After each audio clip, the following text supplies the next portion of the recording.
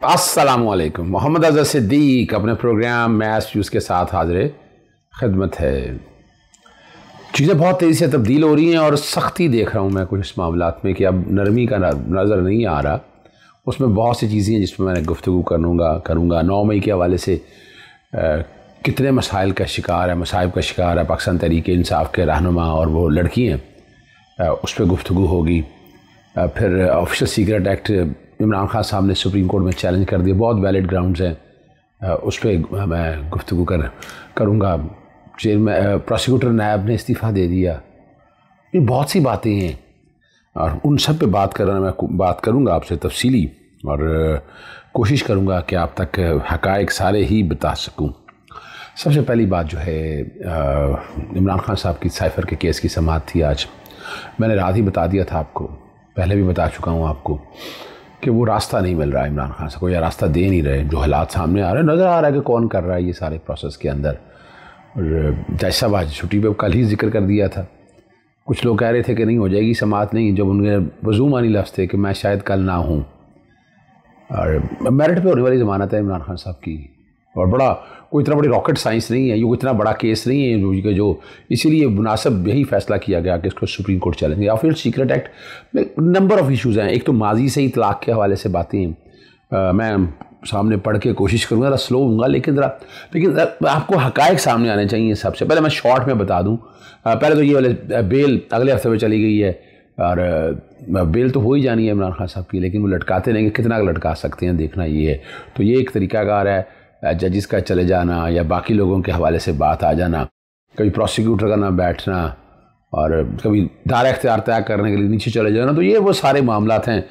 लेकिन आज जो बात की, वो ऑफिशियल सीक्रेट एक्ट और आर्मी एक्ट में तरमीम के ख़िलाफ़ सुप्रीम कोर्ट में दरख्वास्त दायर कर दी है और कलअदम करार देने की इस्तदा है। दोनों कवानीन को मुअत्तल किया जाए, और सदर पाकिस्तान ने दस्तखत नहीं किए। लोग बातें करते थे ना, मेरा मुख्तलिफ चैनल्स पर बात होती, तो मैंने उसकी रीज़न बताई थी आपको।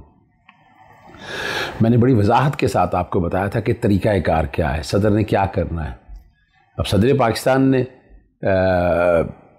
जब पहली दफ़ा जब आया, उसके बाद तो असम्बली चली गई 2 अगस्त को और अगला 8 अगस्त को। तो 2 अगस्त से अगर 10 दिन लगाएं तो 14 दिन लगाएं, और उस सारे प्रोसेस को अगर समझें तो आपको अंदाज़ा हो जाएगा ना कि वो सारे कवानीन जो हैं वो असम्बली ताहलील हो चुकी थी, वापस किसको भेजना था। तो हाँ, ये तो ज़बरदस्ती फोर्स नहीं किया जा सकता ना, कोई जाती हुई असम्बली इस तरह के कवानीन पास तो नहीं ना कर सकती है। और फिर मैंने ये भी वजह बताई थी कि पहले से अगर लगाया जाए और फिर दूसरे से 8 से अगर लगाया जाए, तो वो अब तारीखें मैंने आपके साथ पूरी डिटेल में डिस्कस करके बताई थी दोनों कवानीन में। सदर पाकिस्तान ने इसीलिए वो नीचे भेजा। अब नीचे जो कि यानी सेनेट का जॉइंट हाउस ने फैसला करना होता है ना, मुश्तरका इजलास ने, तो इसी सदर के दस्तखत है ही नहीं इसके ऊपर। तो ये वाली वजह भी है, और बहुत सी चीज़ें हैं जी। आर्टिकल 10 है, आर्टिकल R और आर्टिकल 19 के मुनाफी है। अब इस दरख्वास्त में जो इमरान खान साहब प्रेसिडेंट सदर पाकिस्तान, वफाकी हुकूमत, वज़ारत कानून, वज़ारत इंटर और नेशनल असम्बली को फ़रीक बनाया गया है जी।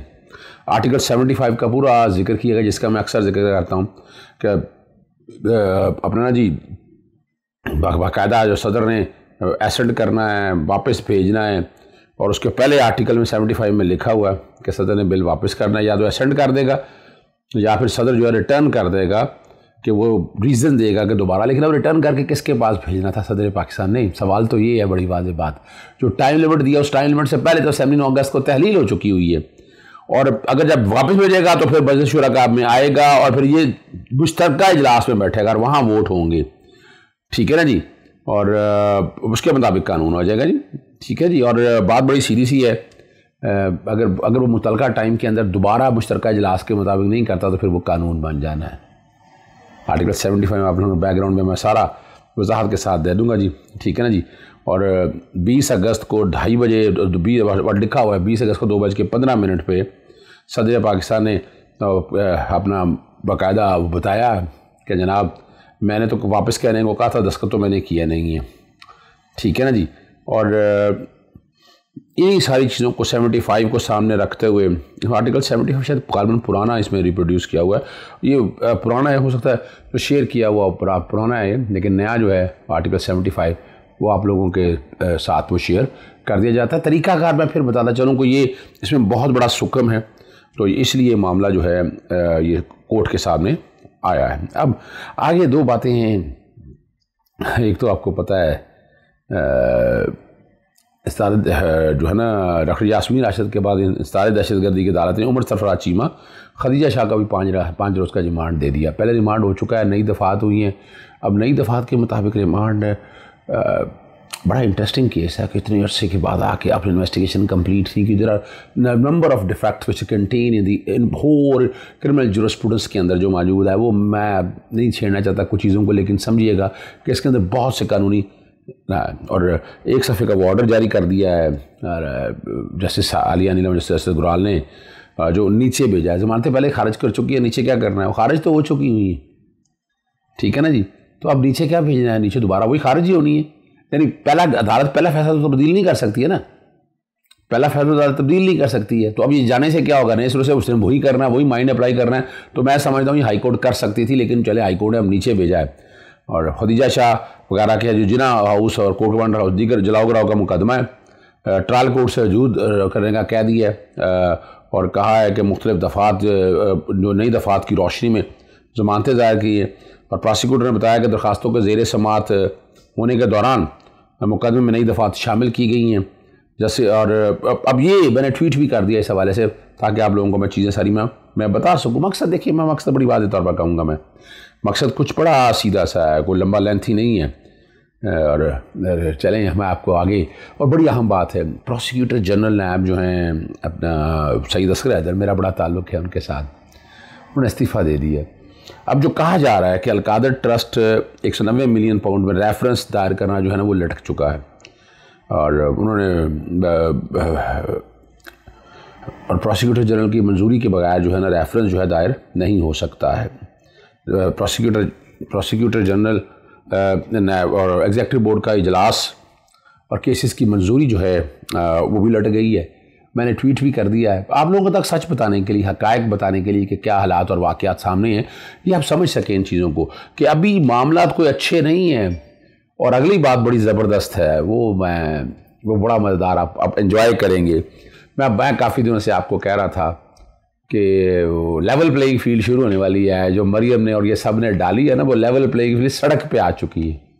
कहाँ आ चुकी है? सड़क पे आ चुकी है। और एस्टैब्लिशमेंट हमारे यहाँ बहुत पावरफुल है, आप अंदाज़ा लगा लें कि कहाँ कहाँ क्या क्या हालात हो गए हैं। बिलावल और मुराद अली शाह के करीबी साथियों के बैरून मुल्क जाने पर पाबंदी। अब FI तो DG उली का था यार, मजाक तो कर रहा, आप लोग बताया ना, DG उन्होंने लगाया था, राणा साहब ने लगाया था, राणा साहब पे इल्जाम वो भी आ गया है ना जी, आप वहाँ से समझ सकते हैं। अच्छा, कुछ चीज़ें ऐसी हैं जो मीडिया पे टोटल रहता है, तो ट्राई किया करें, ज़रा ध्यान रख लिया करें। जैसे जो है ना जी शाजिया मरी के बारे में वहाँ के सिंधी अखबारों ने कुछ ख़बरें चलाई, वो बाकायदा मेरे पास स्क्रीनशॉट आए, और कुछ और लोगों ने भी यहाँ वो ख़बर डिस्कस की। तो ऑफेंड जाते हुए TV चैनल पे मैंने भी ये कह दिया कि ये हालात और वाक़यात सारे हैं, लेकिन उससे इंटेंशन और पर्पज़ ये नहीं होता किसी की दिल आज़ारी है। अब ख़बरें चल रही हैं तो पहले दिन ही एक्शन लें, और एक्शन लेकर रुकवा लें। अब ख़बरें चल रही हैं, उस ख़बरों को सामने रखते हुए उसी और इसीलिए बड़ा ध्यान रखना पड़ता है, लेकिन डरना नहीं है। लेकिन इससे मुराद क्या थी, या ये भी हो सकता है कि वो ख़बरें किसी तरह से मार्केट में फेंकी जाती हैं, मैं तो अब कुछ नहीं कह सकता, नहीं तो बाद में पता चलता है, ताकि एक माहौल बनाया जाए। उससे एक्चुअली माहौल बन गया, उससे एक माहौल बन गया कि यहाँ एहतसाब शुरू होने वाला है। मैं क्या कह रहा हूँ, माहौल बन गया कि यहाँ एहतसाब शुरू होने वाला है, और वो एहतसाब आप देख लें। लेकिन साथ साथ प्रोसिक्यूटर जनरल का इस्तीफ़ा देना भी जो है ना वो हैरानकुन बात है। और अब अगली जो बात आपके लिए है ना वो बड़ी तकलीफ़ दे, मेरे लिए तकलीफ़ दे कोई नहीं है, मेरे लिए तो ये है कि शहबाज शरीफ एस्टैब्लिशमेंट की आंखों का तारा है। नवाज शरीफ आने की तैयारी कर रहे थे और लंदन में बड़ा झंझटा, तस्वीरें आ रही हैं, कोई यानी दो भाई खड़े हैं, एक दाएं खड़ा है एक बाएं खड़ा है, पता नहीं मुनकर नकीर या क्या, पता लोग क्या लफ्ज़ इस्तेमाल कर रहे हैं। छोड़े इन चीज़ों को, एक बंदे आते हैं बारी बारी इनमें हमारे साफ़ी दोस्त भी हैं, वो भी बारी बारी तस्वीरें उतार रहे हैं, फ़ोटो शूट हो रहा है, बताया जा रहा है पता नहीं मुस्तकबिल का वज़ीर, कोई मुस्तकबिल का वज़ीर आज़म नहीं है, ये ज़हन में रख लें आप। ये चले हुए कारतूस है इन्होंने, यानी वो बता रहे हैं, कुछ लोग आते हैं बताते हैं, ट्वीट करते हैं कि जनाब नवाज शरीफ को, क्या नवाज शरीफ की जरूरत है, जरा बताएं जरा। वो एक कहानी, असदुल्ला खान साहब हमारे दोस्त हैं, 92 में भी हैं, बहुत प्यारा दोस्त है हमारे, उन्होंने वो जो ब्रेक कर दिया रॉ की कहानी औरत वाली है, पता नहीं वो कहानी सच है या सही है, लेकिन जिस वसूख से वो बात की, और वो ऐसे खबर तहकीक किए बगैर नहीं करता, और वो बता भी रहा है, और यहाँ लंदन में किसी एक पुरस्कार लड़के की कहानी भी चल रही थी, वो शिकंजे टाइट हैं। और आखिर में फिर क्या बात कह दूँ, ये अल्लाह ताला का बड़ा शुक्र है, बड़ी करम नवाजी है। चले मेरा अपना एक ओपिनियन है, लोग माने या ना माने, मैंने 7 अप्रैल को कहा था तमीयत तहलील होगी, आगे चले, नहीं किया, कौम नुकसान भुगत रही है। कहा था इलेक्शन करवा दें, पंजाब असेंबली की और खैबर पख्तूनख्वा की कौम भुगत रही है। और 6 जून को मैंने लंदन में कहा था मिसाक पाकिस्तान। आज तमाम सियासी जमातें उधर आ रही हैं, पाकिस्तान तहरीक इंसाफ तो पहले ही वो कह रही थी आए इलेक्शन पे आकर बात करें। ये 14 सियासी जमातें हैं जो इस मुल्क में लाने में कसूरवार हैं।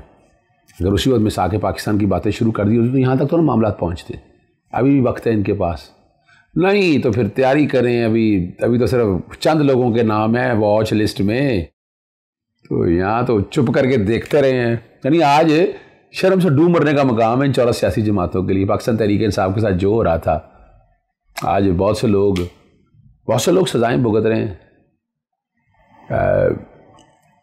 वतन से दूर होना इतना आसान काम नहीं है, जहाँ माली नुकसान है, वकालत का हर्ज है और बहुत से मसाइल हैं, इतना आसान काम ही याद रखिएगा।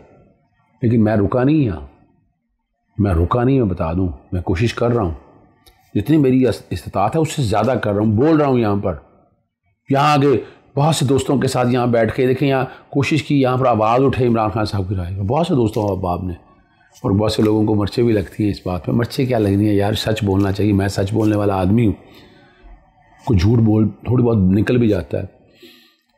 यहाँ बहुत अच्छे नाम हैं जिन्होंने बड़ी मेहनत की है, उसमें हमारे दोस्त आसिफ भट्ट साहब हैं, नॉर्थ वेस्ट के PTI के प्रेसिडेंट हैं। यार वो दिल से काम करने वाला आदमी है, सड़क पर निकला होता है, और वो यहाँ बैठ के अच्छा इस पर भी एतराज़ रहा कि यहाँ काम क्यों हो रहा है, इमरान के लिए आवाज़ क्यों निकल रही है। सारे आवाज़ निकाल रहे हैं, मैं ये नहीं कह रहा कि नहीं, पाकिस्तान तहरीक इंसाफ के सारे लोग निकाल रहे हैं, लेकिन वो रोज़ाना की बुनियाद पर जाके फिर शयान कोशिश करता रहा, फिर वहाँ पर कोई कन्फ्यूजन पैदा करने की कोशिश की।